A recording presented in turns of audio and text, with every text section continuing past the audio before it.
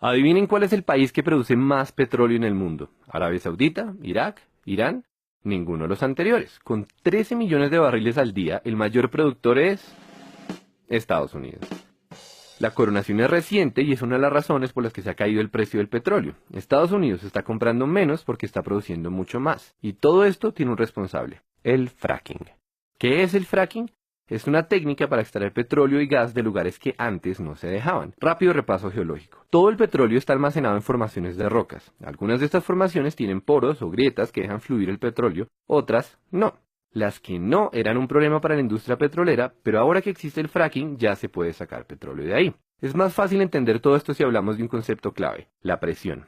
El petróleo es un fluido subterráneo que tiene que soportar millones de toneladas de tierra. Cuando nosotros taladramos hasta esa profundidad es como si estuviéramos destapando una gaseosa agitada. Así también el petróleo quiere salir por la tubería hasta la superficie porque la presión lo empuja. Pero todo esto depende de que exista un camino a la tubería. O sea, que las formaciones de rocas que almacenan petróleo tengan poros o grietas y que estén conectados. Si no hay conexión con la tubería es inútil porque la mayoría del petróleo se queda atrapado.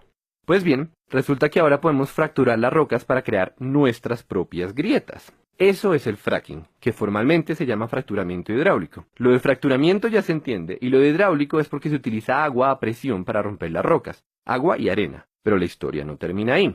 Para llegar a donde está el petróleo hay que perforar más o menos 2 kilómetros para abajo y otros 3 kilómetros de lado. Eso quiere decir que la tubería es demasiado larga y hay un montón de fricción, o sea que el agua que se inyecta pierde potencia a medida que avanza. La solución técnica de este problema es mezclar el agua y la arena con químicos que lubrican la tubería y así se combate la fricción que le quita poder al chorro. Pero ese cóctel es una para el medio ambiente y por eso el fracking es tan polémico.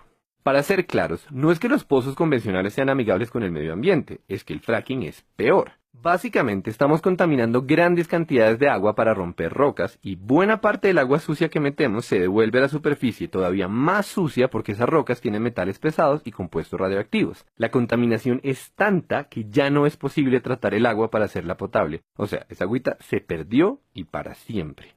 Entonces, ¿qué se hace con el agua sucia? Lo usual es que la entierren muy profundo, el equivalente industrial a meter mugre debajo de la alfombra, pero hay un problema, o más bien varios. Resulta que en el subsuelo existen reservas de agua potable y si el agua sucia del fracking llega a mezclarse con ellas, tenemos un desastre ecológico tremendo. Por supuesto, la industria petrolera y los que ponen las normas toman un montón de precauciones para que no ocurra esto. Por ejemplo, los pozos tienen un revestimiento de cemento y tuberías adicionales con el objetivo de evitar que el agua contaminada se filtre hacia otros lados. La pregunta es si estas medidas son suficientes y esa pregunta es particularmente relevante en Colombia, teniendo en cuenta que las normas se basan en estudios que fueron hechos en Estados Unidos, y acá la geología es diferente y poco estudiada. Mientras que en Estados Unidos las reservas de aguas subterráneas no pasan los 400 metros de profundidad, en Colombia ya extraemos agua potable a 1500 metros. Esa diferencia hace más asustadores dos de los tres problemas que tiene el fracking. Problema número 1. Las grietas causadas por esta técnica recorren el subsuelo de forma impredecible.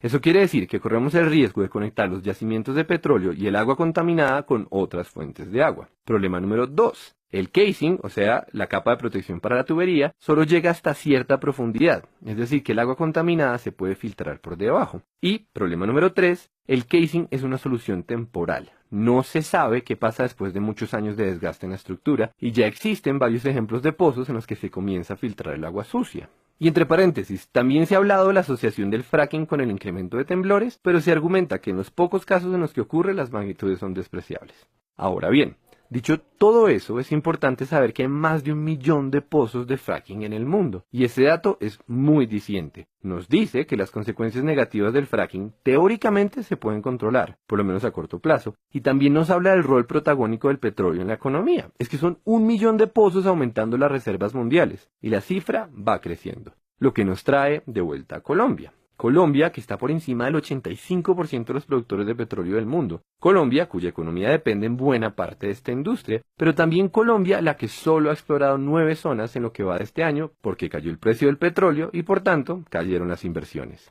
Para bien o para mal, esta es una industria a la que pertenecemos y tenemos que tomar decisiones.